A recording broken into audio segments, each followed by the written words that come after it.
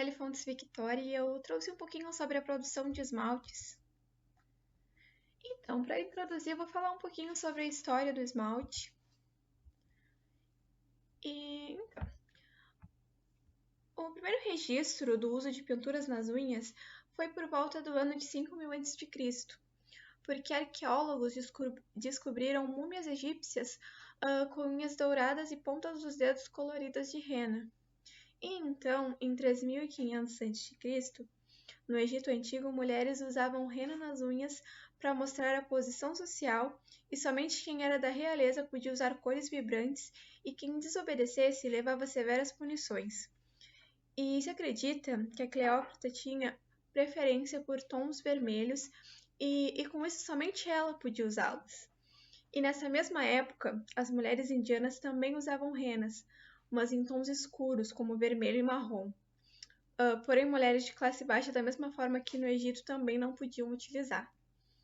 Já em 3000 a.C., a ideia chegou na China, onde usavam uma combinação de claras de ovos, gelatina, cera de abelha, goma árabe e corantes de pétalas de flores para mergulhar as unhas, que resultavam em um tom rosa avermelhado brilhante, que era reservado somente para a elite. E então, por volta do século 7 a.C., era utilizada uma pasta dourada ou prateada para pintar a unha, mas somente a família real podia utilizar também.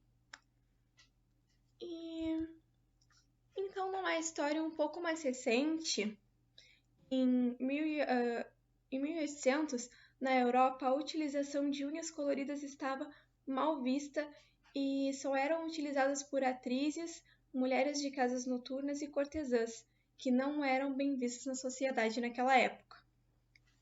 Porém, em 1911, uma grande mudança começou a acontecer, com a criação de esmaltes em pastas e em pó pela marca Curvex, que antes começou pela criação de um removedor líquido de cutículas para depois desenvolver esses esmaltes. E alguns anos depois, em 1920, a maquiadora Michelle Menard se inspirou no alto brilho do verniz que protegia as pinturas dos carros e o adaptou para passar nas unhas das suas clientes, sendo o primeiro criado transparente e o segundo era uma versão rosa. Mas não durava mais que um dia, e então a empresa que ela trabalhava na época começou a aperfeiçoar a fórmula que ela tinha criado. Inclusive, essa empresa futuramente se tornou a Revlon, que em 1932, já nos Estados Unidos, lançou os esmaltes que conhecemos hoje em dia. Vou trazer um pouquinho sobre a produção, mas lembrando que as formulações são segredos corporativos, então temos conhecimento somente sobre alguns componentes básicos e sobre a base da produção. As matérias-primas utilizadas são o agente formador de filme, que é a nitrocelulose, que serve para produzir a superfície dura e brilhante do esmalte.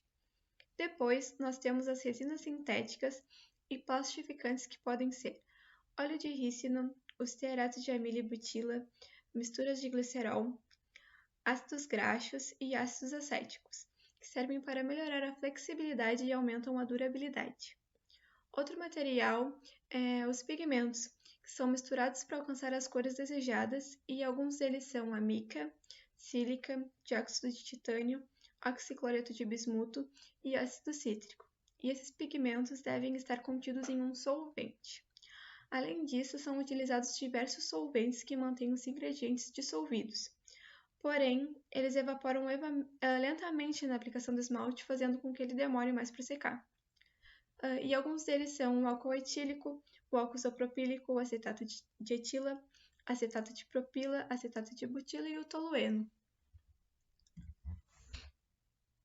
Continuando, nós também temos os polímeros adesivos, que é a resina de tocilamida ou de formaldeído, que serve para melhorar a adesão e, com isso, a durabilidade.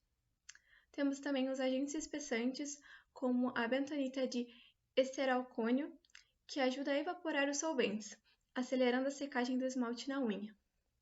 E, por fim, os estabilizantes ultravioletas, que fazem com que as cores não se alterem quando elas entram em contato com a luz solar, e o mais comum é o benzofenona 1.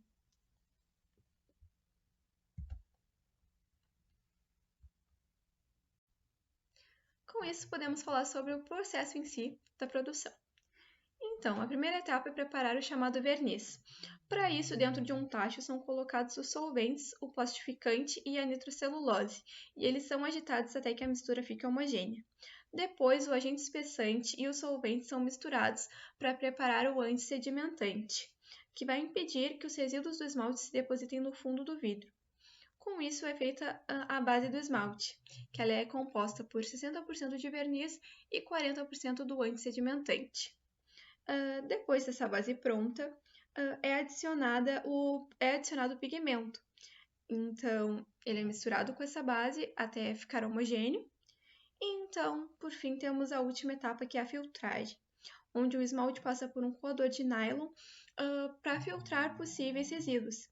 Então, depois disso, ele é colocado em galões, ele é levado para testes de controle de qualidade, para por fim poderem ser armazenados adequadamente para serem comercializados. Por hoje é isso. Obrigada pela atenção e qualquer dúvidas, estamos à disposição. Obrigada pela atenção até aqui, pessoal. Nos siga nas redes sociais, Facebook, Instagram e também no LinkedIn. Te esperamos lá!